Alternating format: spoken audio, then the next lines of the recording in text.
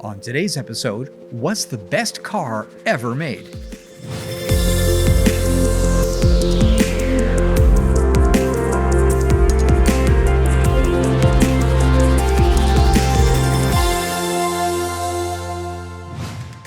Today's episode is brought to you by Engineering.com, a globally trusted source for engineering content.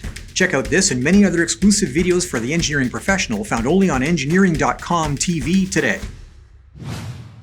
What's the best car ever made? Now, I'm asked this question all the time, and I never cease to surprise people with my answer. And there are plenty of worthy candidates. But before I work my way down through that list, I need to narrow down a set of basic parameters for determining the greatest of all time. For me, the first essential is that the vehicle be a mass production model. Hand-built supercars are remarkable pieces of engineering, but it's more difficult and more significant to engineer a car for production in the tens of thousands to millions. And production models are economically and culturally more significant. A second parameter is that the vehicles be widely available. If not available for sale globally, the vehicle should be recognized globally. And my third parameter is that the vehicle should not represent a technological dead end. Several manufacturers made excellent steam-powered vehicles, for example, but that mode of propulsion was never going to dominate the industry. So what are the major candidates? Well, one is obvious. The Ford Model T created the modern mass production auto industry, and although it wasn't the first to use an assembly line, it was the first vehicle to be widely affordable by the working class, and it was made in the millions for 2 decades. A worthy candidate, but not my number one, mainly because the car was technologically obsolete from the beginning, and from an engineering standpoint was seriously compromised to facilitate mass production. Engine, transmission, and chassis were antiquated, especially for the latter half of the production run, when volumes were extremely high due to an incredibly low price. Very highly placed, but not greatest of all time. What about the Beetle? The Volkswagen Beetle, which was sold under various model names for over 40 years, is certainly iconic and was driven globally. It put Germany on wheels the way the Model T Ford put America on wheels, and it introduced pioneering technologies ideal for mass production, from air cooling to torsion bar suspension. With 21 million made, it's the most produced auto in history.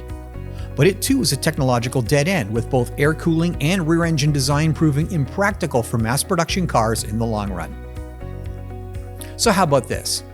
The General Motors B-Body, which was built from 1926 to 1996, and from 1965 to 1970, almost 13 million units were built, the fourth best-selling automobile platform in history.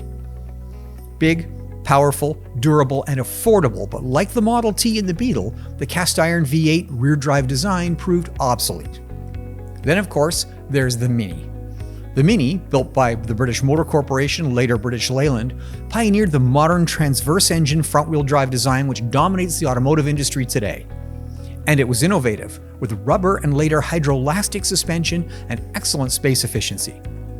Over 5 million were built over 40 years, and although technologically very advanced, it isn't my number one for the simple reason that it wasn't a profitable product, and a mass production consumer good that doesn't make money defeats the purpose of the product in the first place.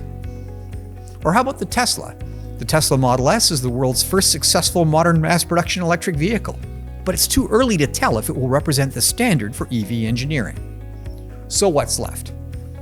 Well, in my opinion, the winner is the Citroën DS. The DS, built in multiple iterations for 20 years for a total of 500,000 units, is my number one to date. Now, the DS, a clever play on words that is pronounced the same as the French word for goddess, was the first mass production car to feature hydropneumatic suspension and disc brakes. The body was aerodynamic decades before this became standard for production cars, with features such as adjustable ride height and self-leveling that are still not common in production cars today. The DS was an executive-level four-door sedan, a big car by European standards, but had speed and road holding that allowed the car to achieve multiple victories in international rallying during its entire 20-year production run. Thanks to that innovative suspension, the ride quality was excellent despite handling that rivaled sports cars of the day, and the interior was spacious. The vehicle was front-wheel drive and was filled with innovations, from the single-spoke steering wheel to directional headlights in later models. So how forward-looking was this car? In the 1989 movie Back to the Future Part 2, a DS was depicted as a typical taxi of the then-future world set in 2015. But most importantly, the DS became an iconic representation of French high technology and style, a unique vehicle recognized instantly as French everywhere in the world. Movie stars and dignitaries either drove a DS or were driven in one. Now in North America, indifferent dealer service and parts availability doomed the car in the Buick Chrysler market it was designed for, but even today, this machine is a French icon like the Eiffel Tower. If you could take the DNA of Voltaire and Catherine Deneuve and use it to create a car, this is the vehicle you would create. Now, would I own one myself? Not a chance.